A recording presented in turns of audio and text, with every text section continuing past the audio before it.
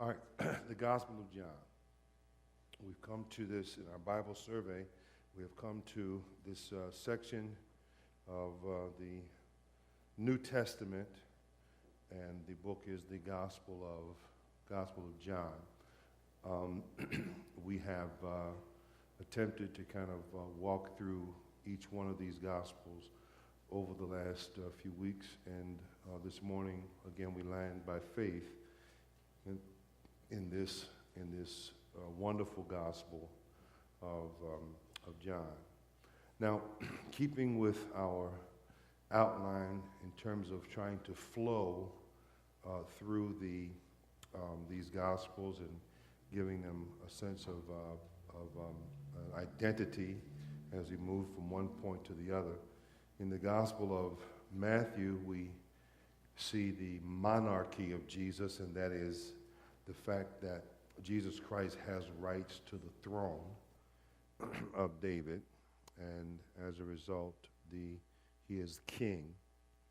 In the Gospel of Mark, we have the ministry of Jesus, and in that he is actively involved in the lives of people, and he has come to serve. In the Gospel of Luke, we have the manhood of Jesus, because there, in the Gospel of Luke, we see the great example, illustration through Luke's writing of Jesus Christ, God actually becoming a man. And in the Gospel of John now, we move to the majesty of Jesus, the majesty of Jesus. And essentially what we're saying is that what John unfolds for us is the fact that in this human body, in this human frame, the eternal God resided. The everlasting God resided, lived inside the man, Christ Jesus. And so the gospel sum total said to us that he is king, he is servant, he is man, and he is God. And of course, the four gospels kind of give us the contrast of Jesus Christ, in that he is great, in that he is king, but he's also humble in that he is servant. He becomes a man, Gospel of Luke, but he is also the eternal God, the Gospel of John. And so there are these two primary contrasts, king and servant, man and God, laid out for us in the presentations of the four Gospels. When we come to the Gospel of John, we come to this very important writing written by the Apostle John. Please keep in mind that the Gospel of John is not written by John the Baptist. Please, don't make the mistake of doing that. Some do. He is not, the writer of this gospel is not John the Baptist. As great as John the Baptist was, this is not his record, not his story. The writer here is identified for us a couple of ways. Let's do it this way. This writer is, first of all, the son of Zebedee. When we meet him, he's a brother of James. You might want to mark these things down just as a point of information, so you'll have some background idea, some background thoughts concerning this guy. First, he's the son of Zebedee. Secondly, he's a brother of James. You'll see that played out throughout the gospel record. Usually the two of them are combined together, James and John. Um, Thirdly, we see him and we meet him as a fisherman. He's a fisherman. The family business, if you will, was uh, built around fishermen. They were fishermen. Um, the next thing is that this one identified as the writer of this gospel was also a partner of Peter. Their family dynamic was connected in some way, so that Peter's boats and nets were somehow shared with John and James and Zebedee, and vice versa. So they were connected in a business venture as far as them being fishermen together. But then the next thing is that he is called. He's called by Jesus. You remember that James and John and Andrew and Peter are literally on the sea together around the same time. Jesus comes along and calls them. He literally says to them, "Follow me. Follow me." And they do. They follow him. The gospel records leading up to the Gospel of John, Matthew, Mark, and Luke agree that when James and John hear, Jesus call, they leave everything. They leave their father, they leave their boats, they leave everything to follow Christ. But then there's a shift in the dynamics of the relationship, because we see that they're close to Jesus. They're very close to Jesus in that. Both in their following him, but also in Jesus's activities and work as it relates to even dealing with them along with the other disciples. What you'll see is that there are moments through the gospel record, where Jesus will pull James and John along with Peter apart from the rest of the fellows. He'll pull them to the side, and they'll have opportunities to see some things that the other disciples actually don't have a chance to kind of look at. For instance, when he goes into prayer, and he literally takes Peter, James, and John along with him into prayer. When he goes to the Mount of the Transfiguration, he literally separates himself from the other disciples and takes Peter, James, and John with him. And then there are other moments when there are specific miracles that he performs. He takes Peter, James, and John along with him in those moments. And so there are these experiences and these situations and circumstances that come up in the life of Jesus where John is there. He's allowed, so to speak, an inroad and insight into Christ that some of the other disciples don't have as it relates to their relationship with Christ.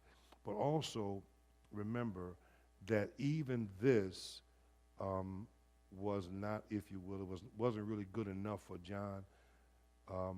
The text of the scripture, particularly the Gospel of John, plays it out for us, and that is John wanted to be closer. And so with all of the invites and all of the invitations and opportunities that Jesus affords John takes advantage of those things, obviously, but then he takes it a step further because he literally gets real close to Christ, so much so that in the upper room, John is the one nearest to him and closest to him. And in fact, he's the one that Peter is encouraging to ask, who's going to betray the Lord? Who's going to betray the Lord? Because of the proximity of his body, but also his life as it relates to Christ.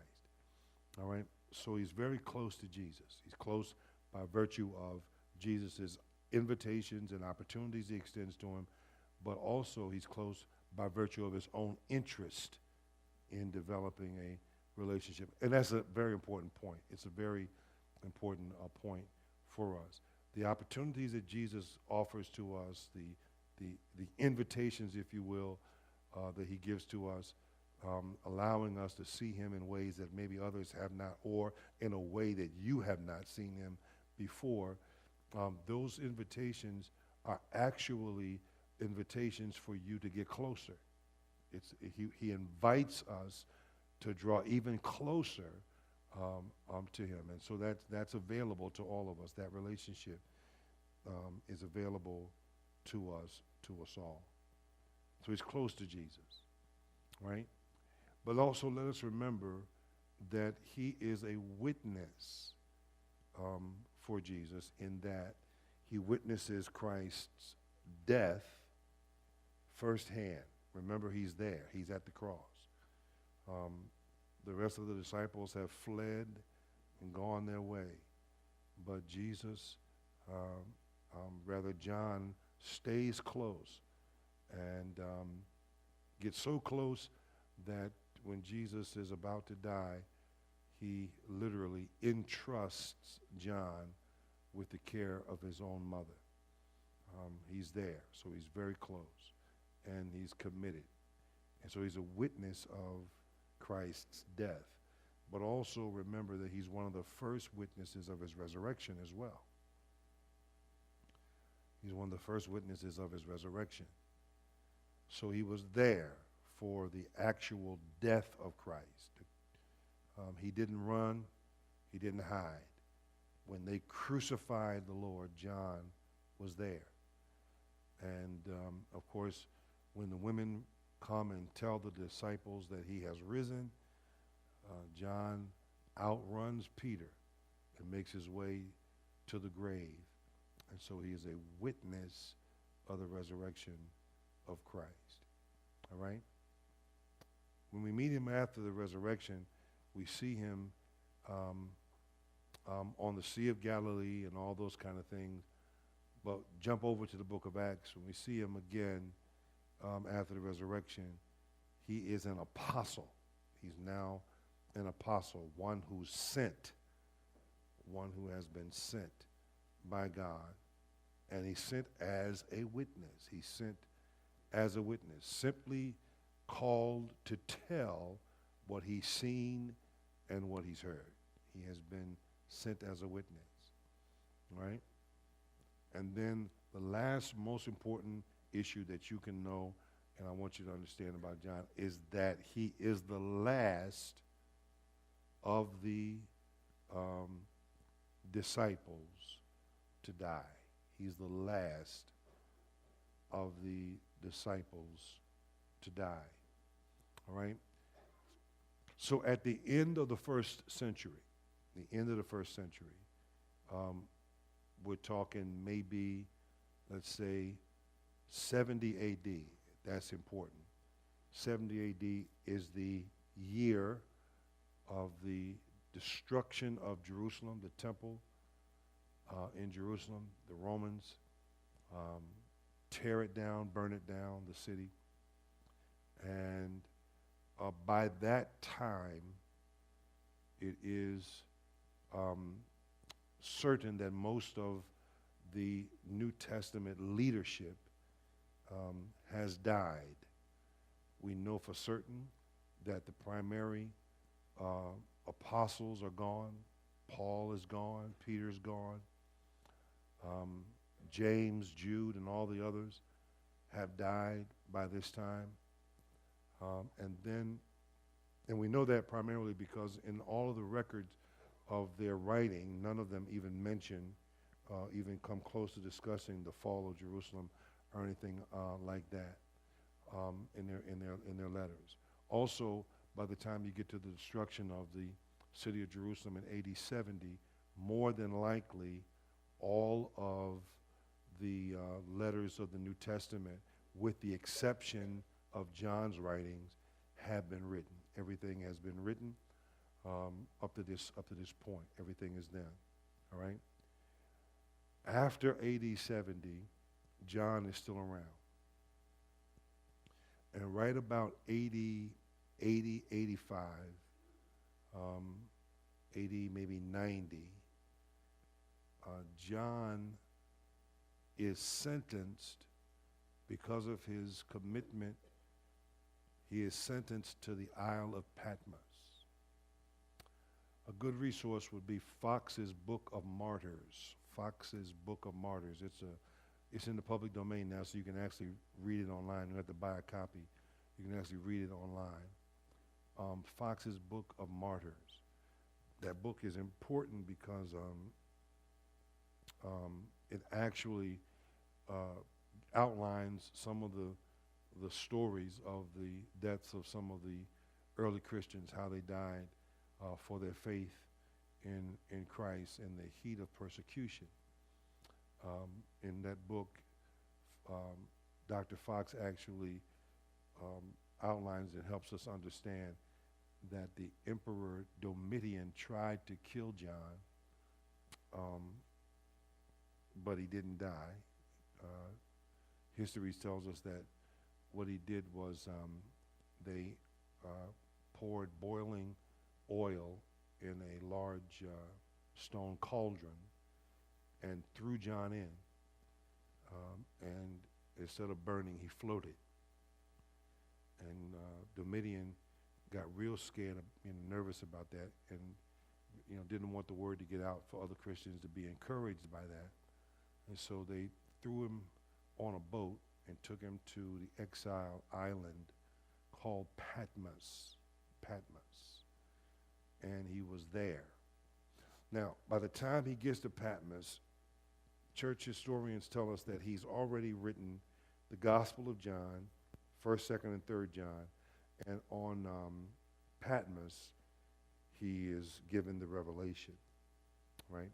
Now, it's also, as a point of information, important to know that it is very possible that John is at some point released from Patmos and returned to the mainland. And there he dies. As far as we know, church history tells us he dies peacefully, natural causes. But he's around 100, close to 100 years old when he passes away. All right? Now, all that is important because what it does is it localizes, if you will, John's writings. In other words, it helps us understand that if by AD 70 all the New Testament books are written, then what that means is that Matthew, Mark, and Luke are already done. And when you get to John's gospel and you read it, literally what it does is it helps us understand why John does not include some of the same materials that's already written. Because in his head, the church already has that record. They don't really need to know any more of that. They don't need to know that anymore. They already know that, so let's get some things that they don't know yet. And so he writes specific stories that are not found in the Gospels of Matthew, Mark, or Luke. You find them in the Gospel of John. And so John is not a part of what would be identified as the synoptic Gospels, or the same. In other words, the same storyline. You're not going to find him included in that whole idea, the synoptic. The synoptic Gospels are Matthew, Mark, and Luke. Matthew, Mark, and Luke because they contain some of the same material. And what you do when you read Matthew, Mark, and Luke, you kind of put them together and compare the storylines. And what literally takes place is that each story kind of fills in spots that the other writer leaves out, Matthew, Mark, and Luke. But in John's gospel, not synoptic, different kind of storyline altogether, because he got some stuff in that they don't have. For instance, the wedding at Cana. Not in Matthew, Mark, or Luke. Nicodemus. Not in Matthew, Mark, or Luke. The woman at the well. Not in Matthew, Mark, or Luke. The healing of the man by the pool of Bethesda. Not in Matthew, Mark, or Luke. And so John intentionally takes on this burden of responsibility, and of course under the unction of the Spirit of God. He includes things that are not found in the other Gospels intentionally because his goal is to do something that Matthew, Mark, and Luke do, but they don't do with the same emphasis that he does, and that is present Christ as the unique individual who actually more than represents God, actually is God. Are you with me? Y'all with me this morning? I know I'm doing a lot of talking, so I just need to make sure you're there. All this information is important for what we're going to be doing over the next couple of weeks. All right? So we now identify who. We know who has written this gospel. We're aware of the who. But now let's deal with some of the content of the Gospel of John, some of the things that John does and how he kind of presents his stuff here. Let's look at a couple of things here, and let's see what we got. First, John emphasizes the love of God. The love of God. No other gospel takes up this theme, as strongly as the Gospel of John. You won't find in any other gospel the emphasis on God's absolute love. In fact, I found it interesting. I was kind of reading over it over the last last 4 or 5 days, looking at a few things to prepare for this morning's lesson. It's very interesting that John emphasizes love throughout his whole record, all of his writings. John, 1st, 2nd, and 3rd John, and Revelation. He emphasizes this issue of love. He is commonly identified by some theologians as the disciple of love, or the apostle of love. If, in fact, Paul would be identified as the apostle of faith, and Peter would be identified as the apostle of hope, John is identified as the apostle of love. He emphasizes over and over and over again, very, very strongly, the fact of God's absolute love. Secondly, John, in all of his writing, but particularly the gospel for our purpose today, watch this, the fatherhood of God, not just the love of God, but the fatherhood of God. And that is, John emphatically pushes the issue that God is not only the Father of the Lord Jesus Christ, but he is also the Father of everyone that believes in Jesus. Awesome. Watch this. In John's gospel alone, there are 134 references to Father. In John's gospel alone, there is 134 references. If this is very important information, you all, please get this. In John's gospel alone, there are 134 references to Father. Of the 134 references to Father found in the Gospel of John alone, only 12 of them are not referring to God. Only 12. So in John's gospel, all by itself, just his gospel, 134 times John uses the word Father. Of the 134 times that John uses the word Father in his gospel alone, only 12 times does he use the word and it does not refer to God. What that means is that the remaining 122 times the word is used in John's gospel alone, God is identified by John as Father. Check this.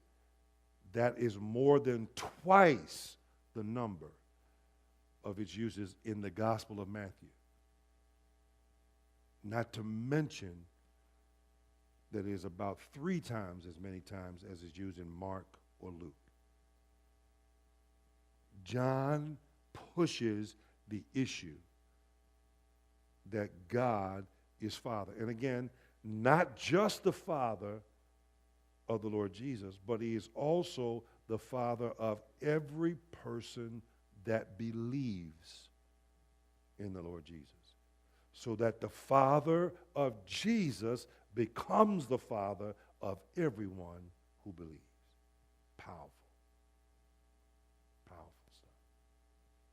And of course, as you read through the Gospel of John, what you see is that this idea plays out where the same love that God the Father has for his Son Jesus, when a person believes on Jesus, God then gives that exact same love to the individual who believes. It's powerful stuff. Powerful stuff. So that God does not, and it's awesome, so that God gives to those of us who receive, who accept the Lord Jesus, born again, he gives to us the exact same love he gives to the Son. In other words, in God's mind, he makes no distinction. Although there is a clear distinction, and it comes up in the gospel. It's awesome. Awesome. All right, the third thing that comes up here in John's gospel is this whole idea of the children of God. The children of God. So that John emphasizes the love of God, he emphasizes the fatherhood of God, but then he also spends a lot of time, not just in his gospel, but his other writings as well, emphasizing the children of God. The children of God. Or as he calls us, the sons of God. Now, it is important that we understand that when God identifies us, or in fact, turn to the Gospel of John chapter 1 and verse 12. John chapter 1 and verse 12. John chapter 1 and verse 12. 1 and 12. Turn there.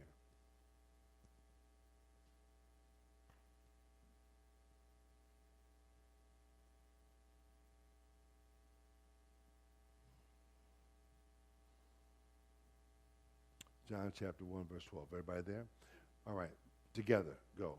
But as many as received him, go.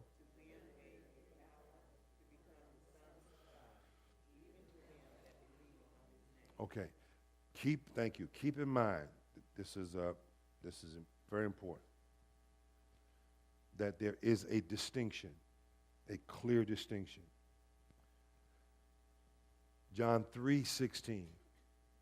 Shouldn't even have to turn there. What does it say? For God so loved the world that he gave his only begotten, son. Right? Okay, John 3:16, son. John 1:12, sons. Right? Okay. It is important. And John, while dealing with the love of God and dealing with the fatherhood of God, he clearly makes a distinction between calling Jesus the Son of God and calling us the sons of God. Make no mistake that God is clear on the difference between his son Jesus and those of us who believe as his son. And incidentally, the sons there is non-generic. It has nothing to do with gender. Non-gender, that's what I'm saying. Non-gender, not generic, non-gender. It has nothing to do with gender. Sons there has nothing to do with gender. Sons there is identified as every person, male or female, who has been adopted into the family of God. Of course, you have to be born into that, in that situation. So when we're identified in John 1:12 as the sons of God, those sons are born of God. Verse 13, read it.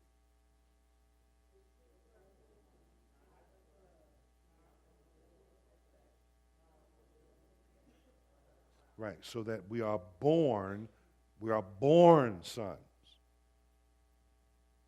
The idea, the dynamic, in fact, the language is totally different. The word sons that's translated there is not the same word son translated in John 3:16. It's not the same.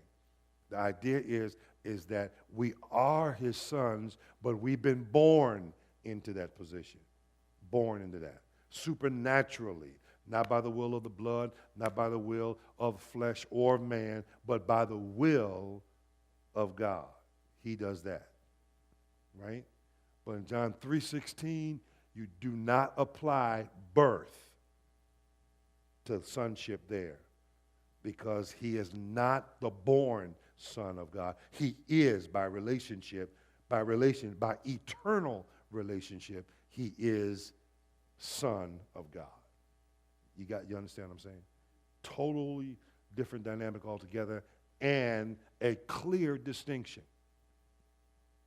Are y'all with me this morning? And listen to this.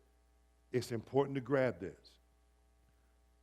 That Jesus is the uniquely positioned Son of God, and nobody will ever be in that unique position. So that God can identify us as his sons without ever making the mistake of causing us to be seen as if we're Jesus Christ himself. Never. You can't grow into that spot. You and I will, listen, we will not be any more the sons of God when we get to heaven than we are right now. Jesus Christ holds the distinction of having that unique position. How do we know it? Glad you asked. John chapter 3, verse 16. Look at this.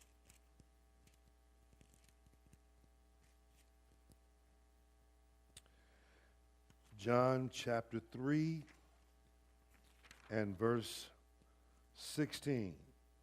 Are you there? John 3, verse 16. Everybody together, go.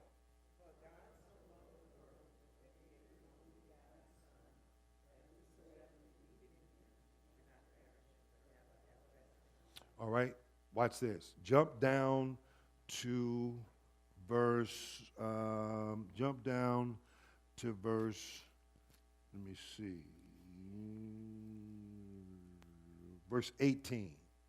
Verse 18. Let's see if you can find it. Go.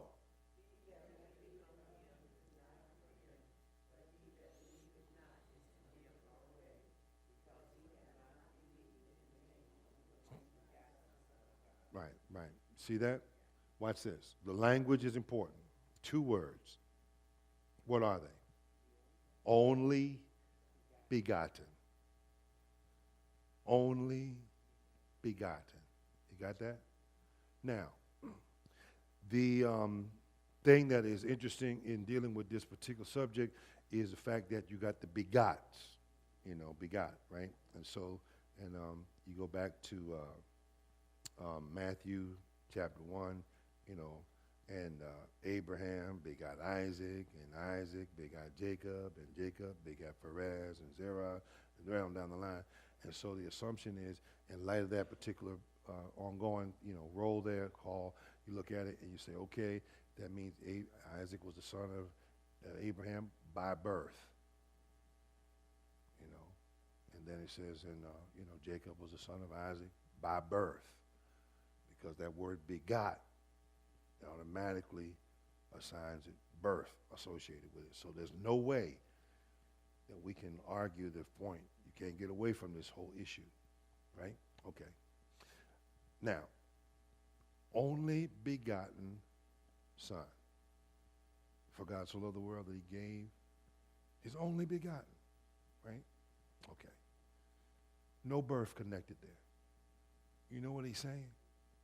Check this. The idea of the language is important, because here's what he's saying. He's saying the only one of his kind.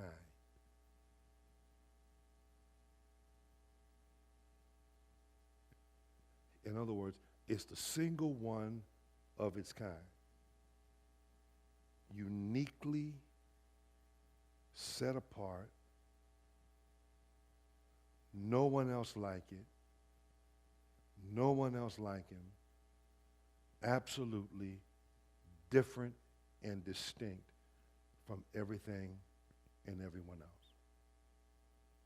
No birth suggested there. The idea is that, listen, the Father is presenting Jesus as the unique one, the only one of his kind, distinct from everyone else. That's the point. That the strength of the word is in only, not in the begotten. The begotten is for us to grab a hold of it. He literally saying this. He's saying this particular person is in the unique position of holding this spot, and no one will ever, has ever, and no one ever will be in this particular unique position like Jesus. Totally distinct from everyone else, right? Now, that's the reason why in John's Gospel, not just John's Gospels, but in actually all of his writings, John emphasizes a family metaphor. Very important. This is the closing, my closing point for this morning, but I need you to get it. You need to write it down. That John introduces a family metaphor into the presentation and the life relationship that we have with the living God. All right? So Paul talks about the church as the body of Christ. He pushes that issue, talks about it. But John emphasizes the fact that the church, it is a body, but it is also a family. So that John's emphasis in terms of how he sees the church, he always deals with it as the family of God. Right? Watch. Family has a father. This family has a father. It has children. Right? And the children have a big brother whose name is Jesus, and the father deals with all of the children the same way he deals with the big brother, Jesus. So John emphasizes this idea that we are brought into the church by birth, but the idea is that this birth is birthing into the family of God. That's the idea. We're birthed into the family of God, right? So in the Gospel of John, you would have the forming of the family, the forming of the family, how the family comes together and takes shape. In 1st, 2nd, and 3rd John, you have the fellowship of the family, and that is what is expected of us now that we have been brought into the family of God. And then in Revelation, we have the future of the family, because no matter where the family is now, the family cannot and should not ever interpret its end in light of its present situation, because there's a great future ahead for the family. All right? Okay. Any questions? Let's talk about it. I know I've been talking a lot. Let's talk. Any questions? Anybody? Yes, ma'am.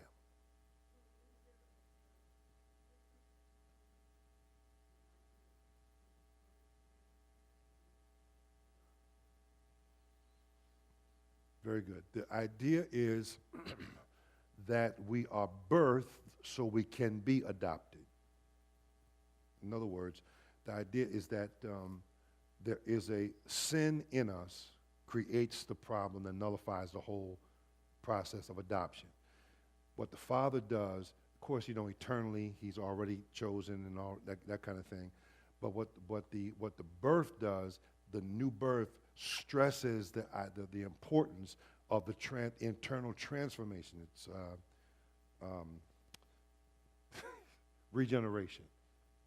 Thank you, Jesus. Regeneration. Losing it for a second. Regeneration. The idea is that the transformation is the guarantee of the adoption. It actually puts us in a position so that we can be adopted. That's what that's about. Because sin nature creates a whole nother kind of dynamic.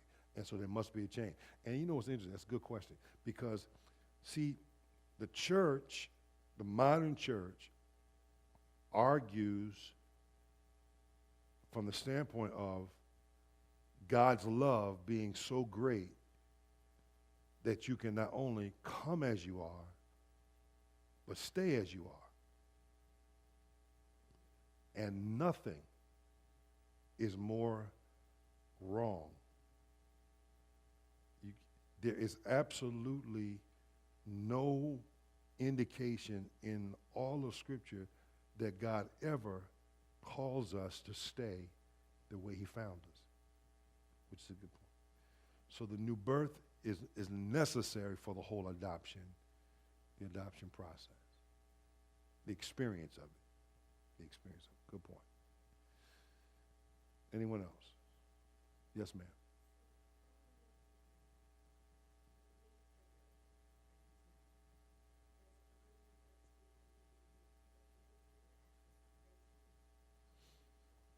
It's a combination of it. It has to do with the fact of how one gets into the family of God.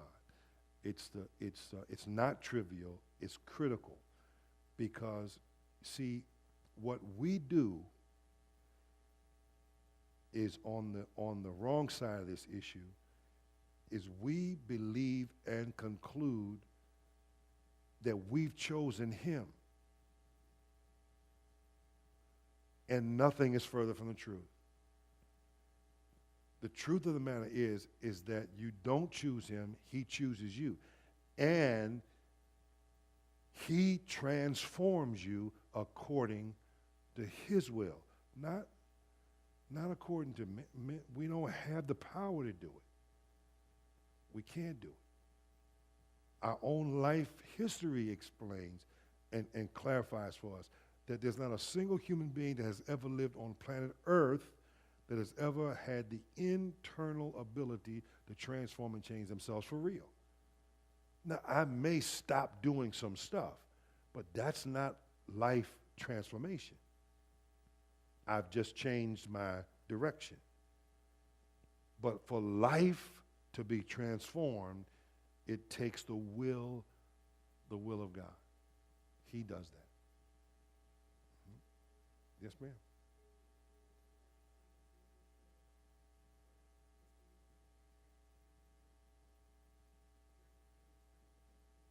Right.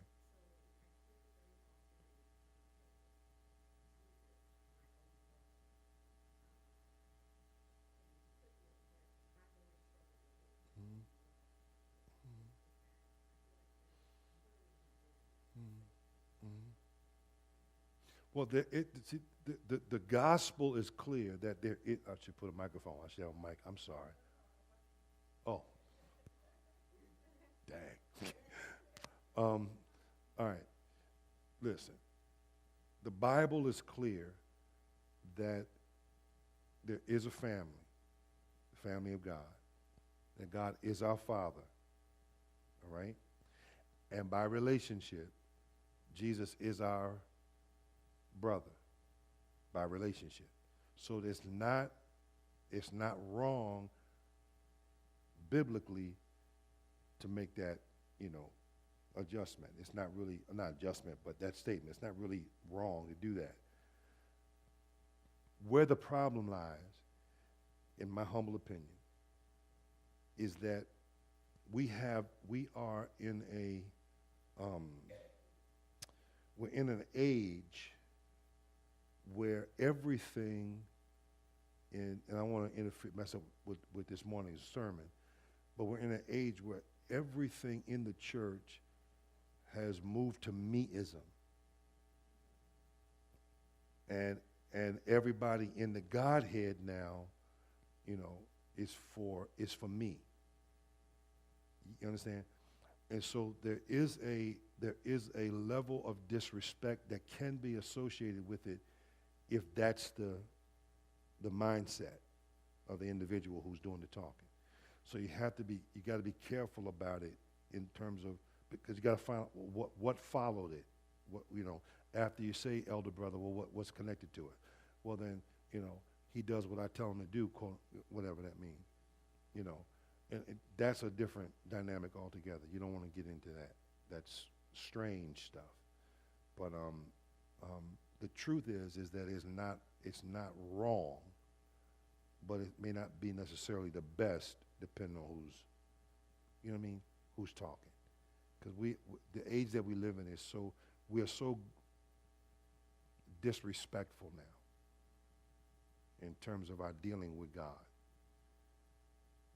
And it grows out of meism. It's everything, everything. Have it your way. That's that's our philosophy. Have it your way, including my relationship with God. I have it my way. So that can be destructive. Yes, ma'am, from the balcony.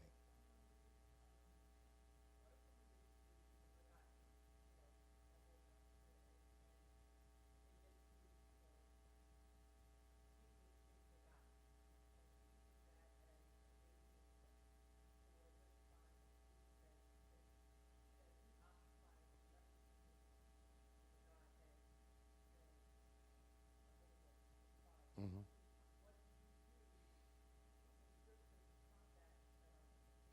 Well, you use the very statement that they're using. First of all, nowhere does it say begotten alone. It's always only begotten. And that's the issue. And there's a reason why John puts it that way. Because the emphasis is not on simply the begotten issue. The issue is connected to the only. It's the only point. That's the issue. What elevates the idea of the begottenness is the fact that he is only. In other words, there is absolutely no one else like him. Well, what gives him his uniqueness? In that lies the question. You follow what I'm saying? So it's like this. You can say, well, he is only begotten, but the truth is because he's begotten, therefore he has to take a lesser role in the whole bit. Okay, I understand what you're saying. The problem is this. Number one, the only writer in the entire New Testament that uses the combination only begotten is John. He's the only one. Paul never uses it. Peter never uses it. Here's the idea. It's found in Hebrews, chapter 9 or something like that. But in that context, it's Abraham only begotten is Isaac in terms of the offering and the whole thing, all right? But the only one that ever uses it to identify Jesus Christ is John, the Apostle John. And he uses it in his gospel, the gospel record, all right? Okay, so now here we go. Here it is, over and over, he talks about the only begotten Son, talking about Jesus. Therefore, begotten has got to mean that he's lesser than all being. Okay, interesting. But that's not how John introduces him in his book. The way he introduces him is, in the beginning was the Word. And the Word was with God. Wait a minute, third clause. And the Word was God. Right? Verse 14. And the Word, that same one, became flesh, dwelt up, you understand what I'm saying? Right on down. In fact, in that verse, it's we beheld his glory as of the only begotten. So it's the exact same person that has clearly been identified as the Word, but also as God himself. Settles the issue. Can't argue that. It's right there. So what you do is you bring them into the fact that only John uses it, and this is how he uses it, and he makes no mistakes in the context. None.